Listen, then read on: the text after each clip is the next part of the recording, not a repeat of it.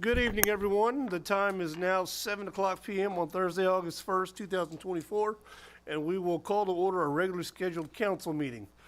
Tonight's invocation is going to be led by David Bowman, one of our very own PD chaplains.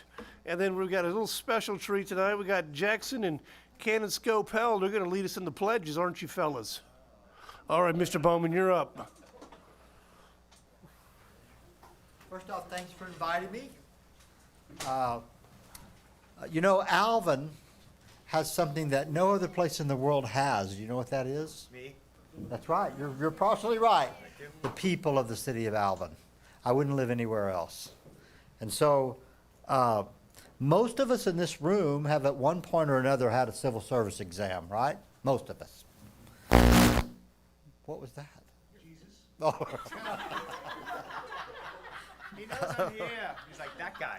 At the dawn of civilization, long before Moses received the Ten Commandments on the mountain, there were rules. Without the rule of law, the wealthy and powerful could victimize the poor by taking their land and possessions and even killing them, with facing no repercussions. The Code of Hammurabi from ancient times predated the Ten Commandments and was very similar. Recently, one of our police chaplains posted a little sermon about how police service is holy on Facebook. There are people, we have In God We Trust behind you, who don't want the Ten Commandments in our classrooms, and there were responses to the APD Facebook post that was a violation of separation of church and state. The founding fathers of this nation came from many different places to escape the tyranny of oppressive government and religious persecution. Our Constitution was written by them, and they put separation of church and state in to protect the right to worship freely. So, separation of church and state was meant from the beginning to protect religion from the state, not the other way around. Any type of civil service is holy because we serve our fellow man. As clergy, when I give a blessing, it's not my blessing, but a calling down of God's blessing. And so I pray, Father, send down the Holy Spirit to bless all present here, our police officers, our firefighters, our EMS, and all of our city workers who work tirelessly to provide all the wonderful services of the city of Alvin, services that many throughout the world can only dream of. Protect us, guide us, so that we may do your will in the name of the Father, and of the Son, and of the Holy Spirit. Amen. Thank you. All right, Scopell, guys, if you guys will come up to the podium and lead us in the pledge, please. Come on.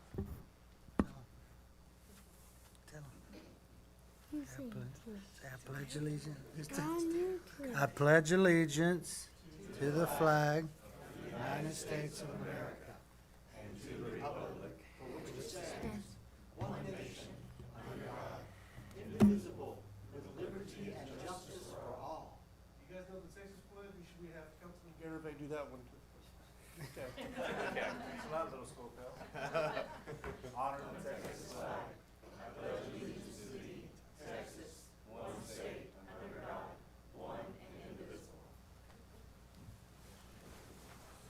Thank y'all very much. Thank you.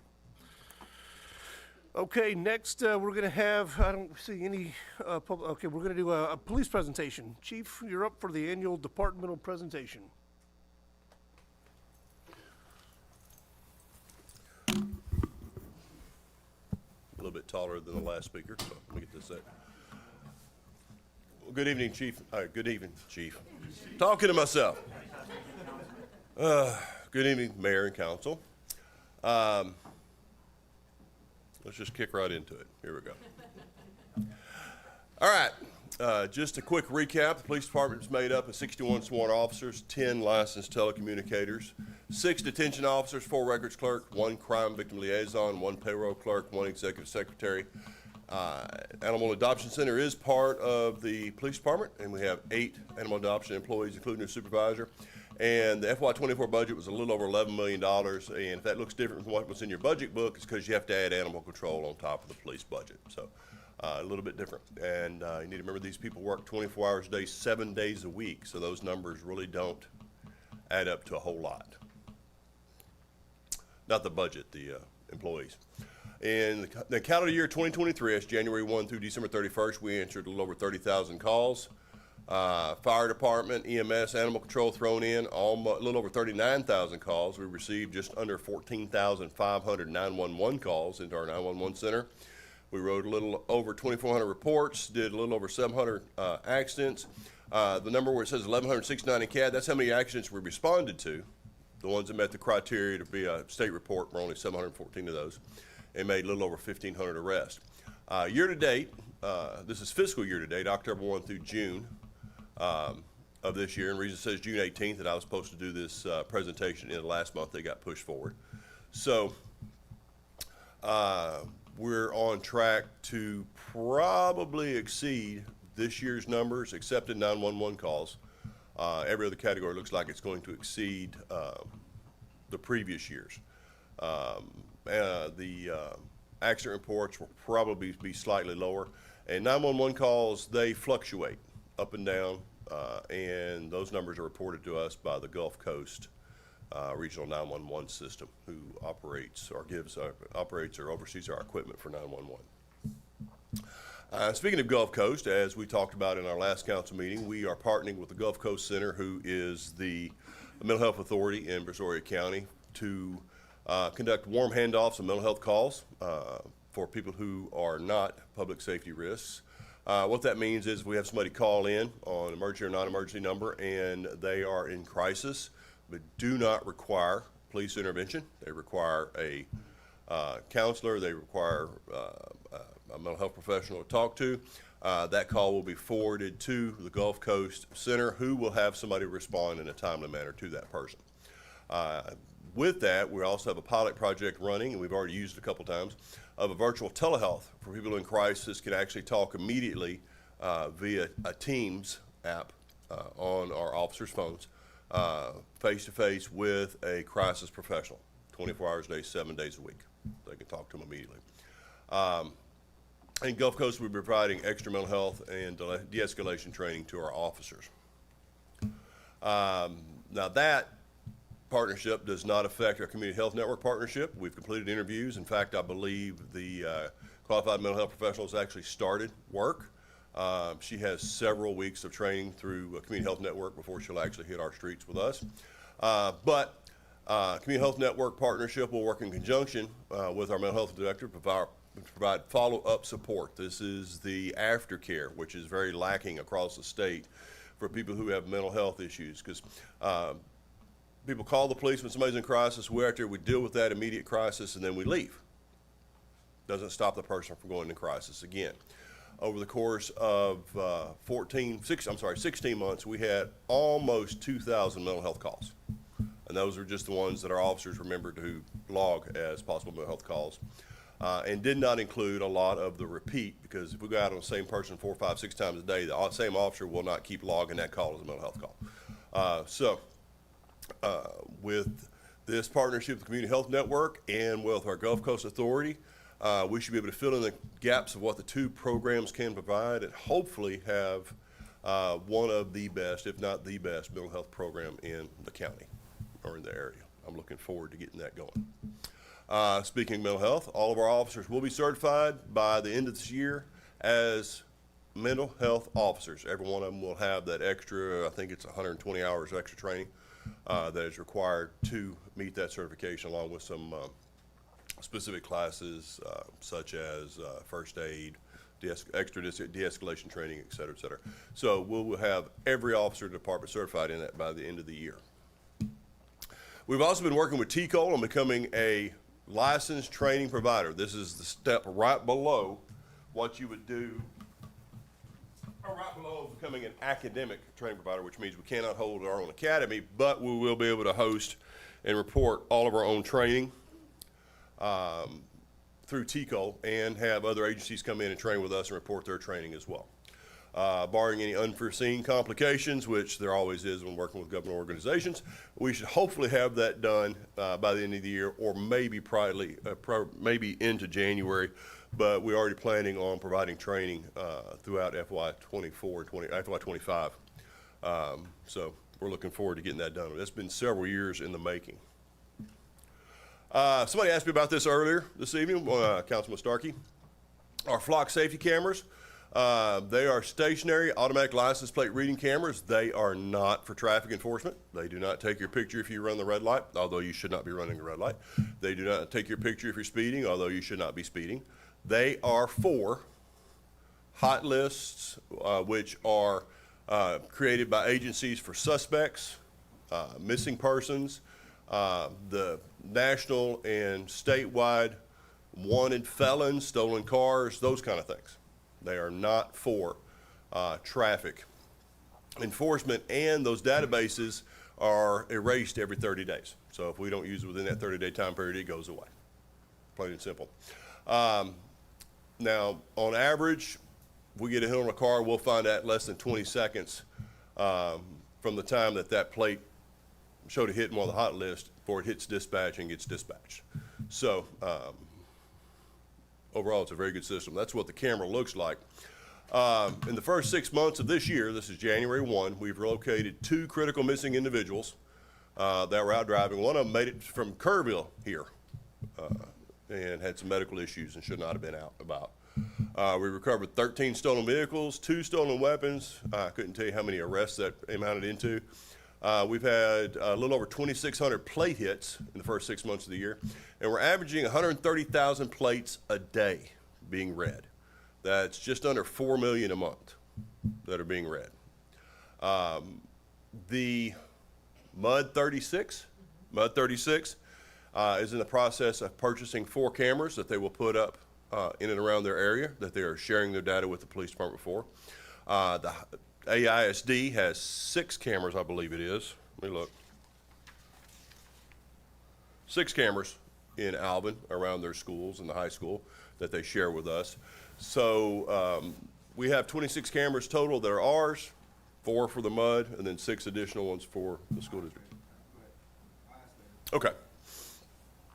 In addition, all of our in-car cameras, all of our Axon cameras that record our officers when they're out and traffic stops, et cetera, all of those are equipped with automatic license plate readers as well. Accreditation, we were supposed to be reaccredited in March, but because of the influx or the inception of civil service and changing the software that we use for our policy and that's went blank. I hate it when that happens. SOPs? Thank you. Policies and standard operating procedures. The software we use to manage that, we changed that, so we've had to push that back. Currently, we are set for a accreditation visit on the 14th of this month, 15th of this month, and barring any issues, we'll pass through that and receive our reaccreditation status. This will make us our 2nd reaccreditation, so it will be good for the next 4 years. So we have many programs going. We have Citizens Police Academy, Coffee with Cops, Safe Transaction Zone. Safe Transaction Zone got a lot of usage during COVID.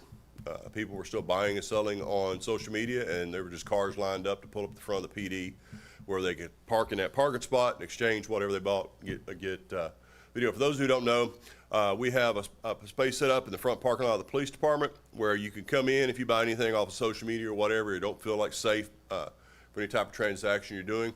You can come there. There's a big sign that says you're being recorded, and we have a camera that's dedicated for that spot. So if you decide that's where you want to meet and you tell the person you're buying stuff from that's where you want to meet and they don't want to show up, then you're probably not getting the deal you're thinking you're getting. We still do the prescription disposal. We are heading towards 4 tons of pills, unused drugs since we that inception of that program, which was 2013 or 2014. Considering that each pill lays less than a gram, and there's 28 grams per ounce, so you can add it up. That is a lot of unused medication we're taking it off the street, destroying it. We have our chaplain program, we have citizen patrol, and then we have our radar signs in our trailer that are out about town. Some updates on some projects. A couple, 3 years ago, y'all approved several projects for us through the the ARPA funds, what was that called? American Rescue Plan Act funds, there you go.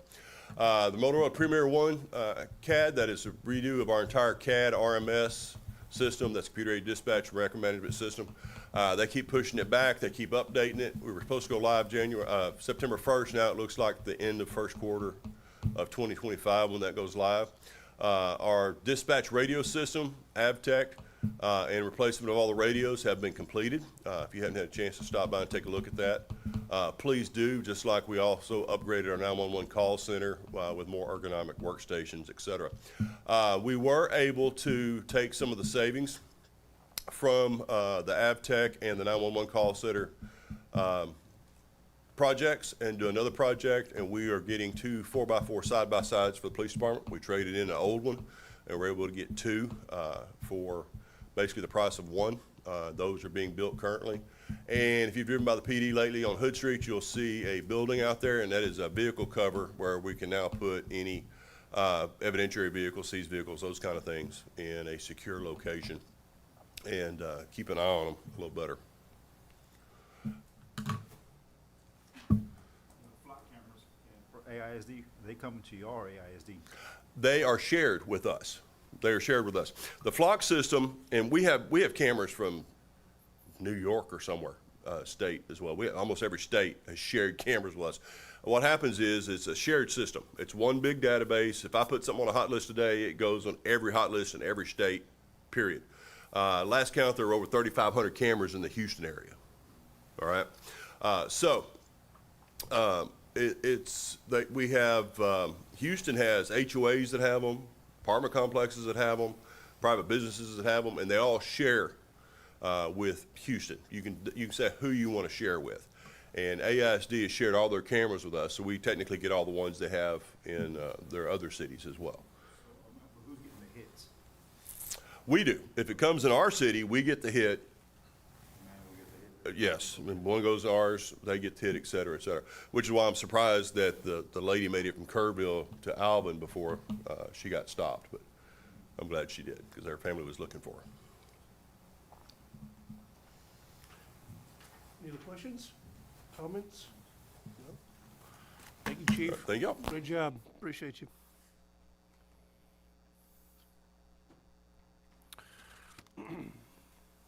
Okay. No public comment, right, Dixie? Okay, next. Next, we'll have a public hearing to receive comment on the proposed annexation of approximately 107.1041 acres located near the intersection of County Road 149 and County Road 529 in Missouri County, Texas. So at this time, at 7:20 p.m., we will open up the public hearing for public comments. So if you have any public comment, please come forward now.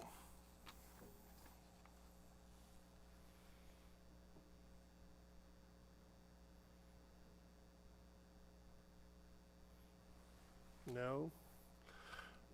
Last call. Anybody like to come forward?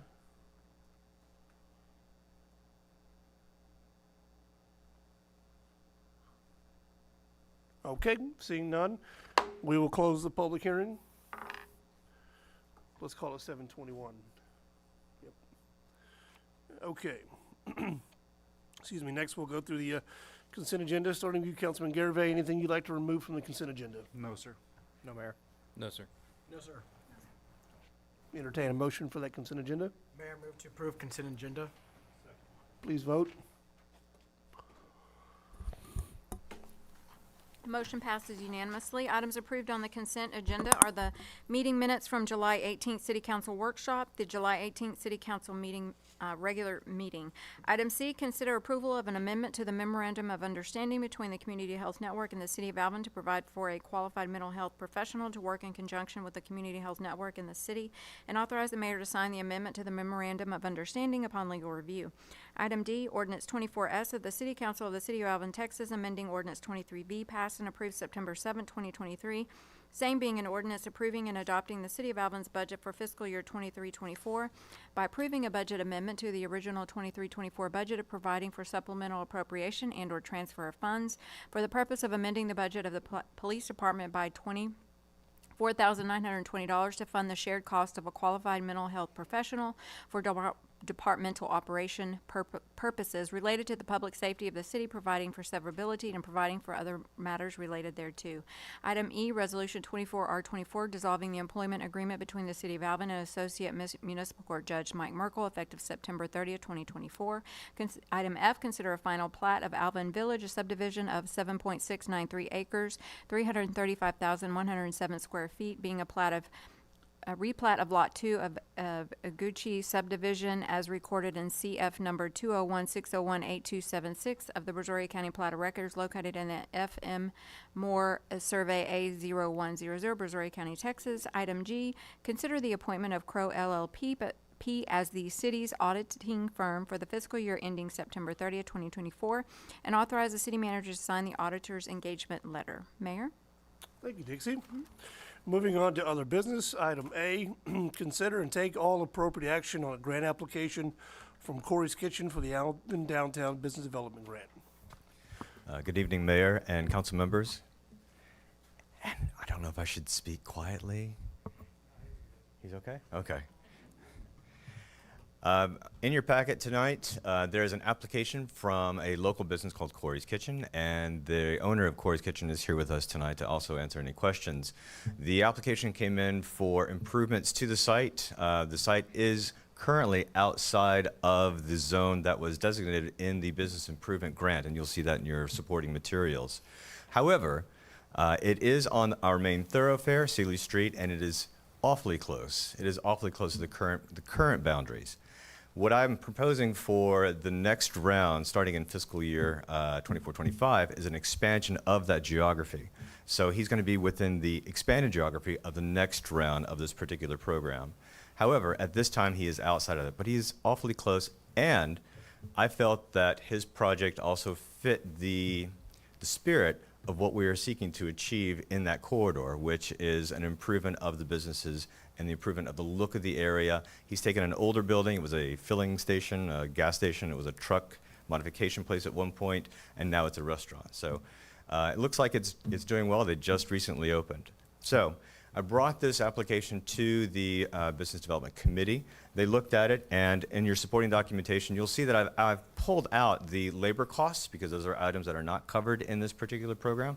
So I pulled those out and just put the hard costs in there, and those are things that stay with the building. So we went through that. Mr. Scopel was there at the committee, and he answered questions. We kind of looked through what they've done so far. And then when he left, we talked amongst ourselves about the aspects of the program.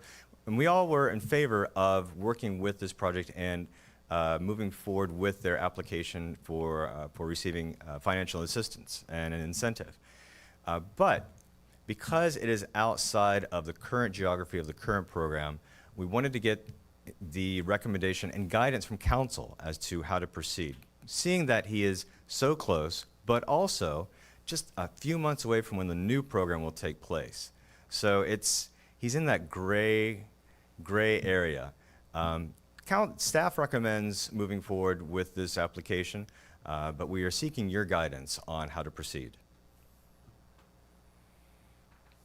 Make a motion to move to approve the application from Corey's Kitchen for the Alvin Downtown Business Development Grant. Second.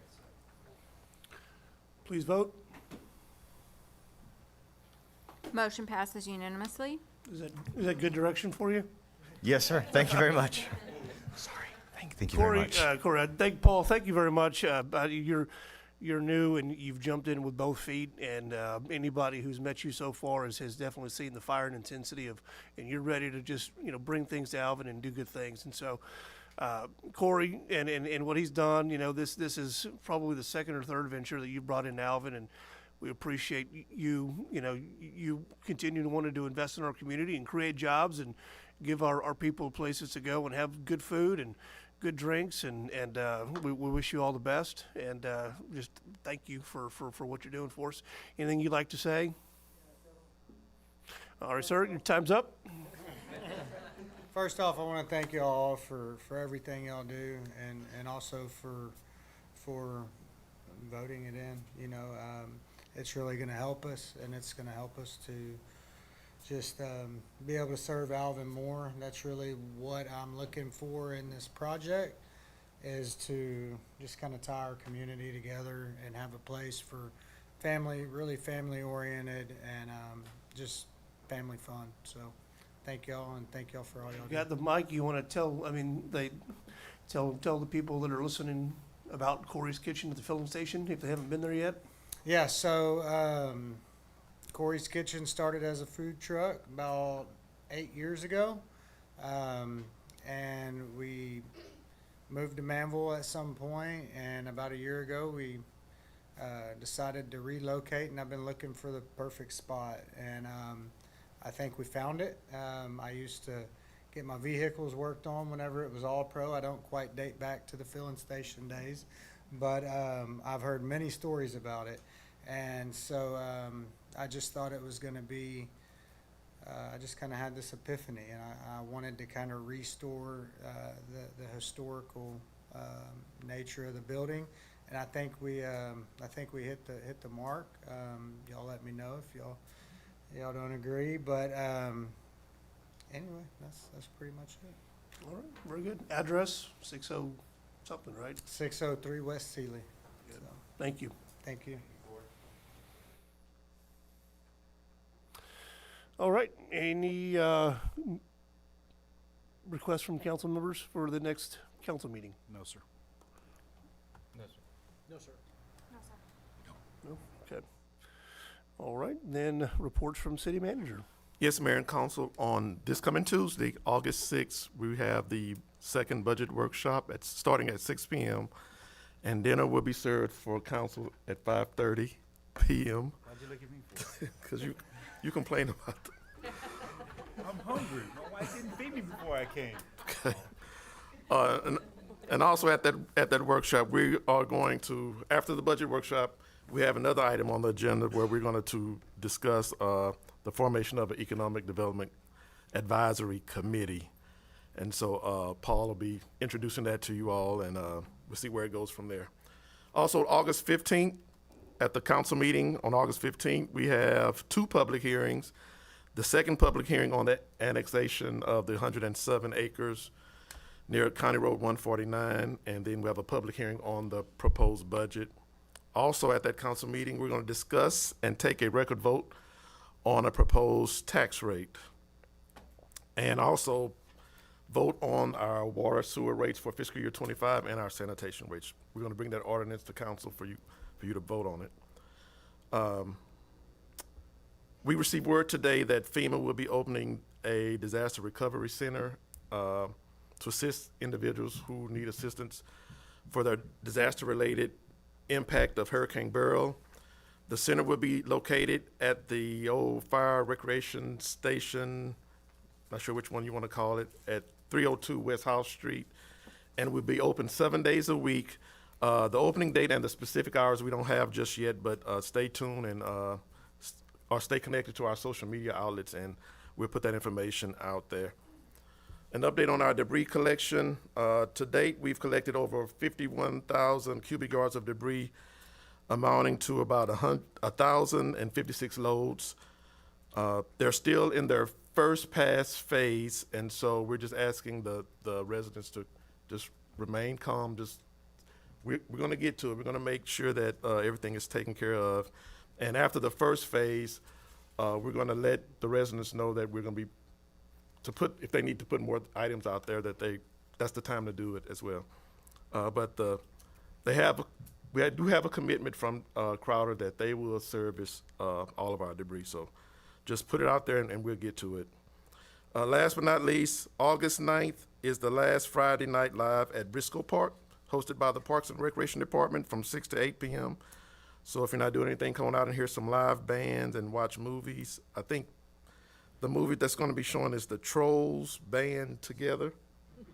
I'm not sure what that is, but, Dan's favorite. Dan's favorite. That's why. So that's all I have, Mayor. All right, thank you. Next, we'll hear announcements concerning items of community interest from Mayor and Council. Councilman Starkey? I have a question. Mosquito spraying? The truck that goes around? Do we have that scheduled and going? I thought I heard it last week. I'm not sure the exact date. Yeah, I checked today. We'll try to push that out. They have a very specific, I try to push it out when they're in Alvin. Okay. I mean, that's a important question to a lot of people. Yes, sir. Okay, thank you. Nope.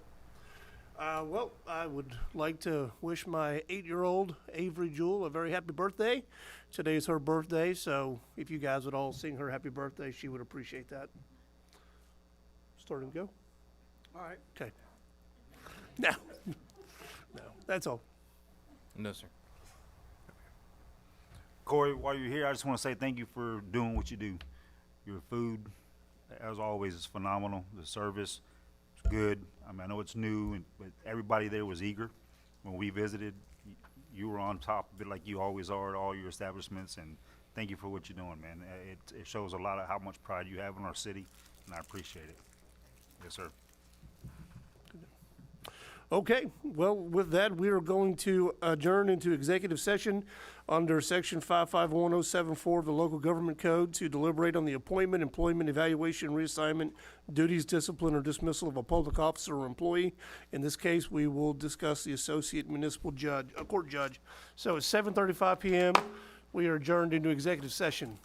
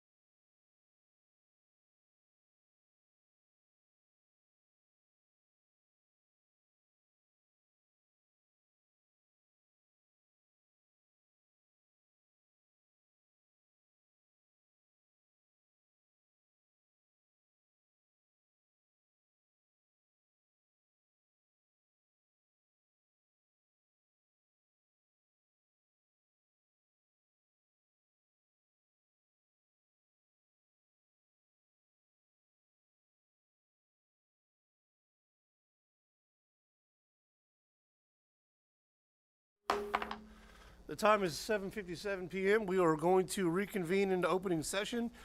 Is there any possible action regarding? Mayor, move to appoint Samantha Gonzalez to serve as an associate municipal court judge, approving the memorandum of understanding and authorizing the mayor to sign upon legal review. Second. Please vote. Martin, come on, let's go. Uh-oh. Vote real quick. Motion passes unanimously. All right, thank you. Welcome aboard. Awesome. Oh, we're adjourned at 7:58 PM.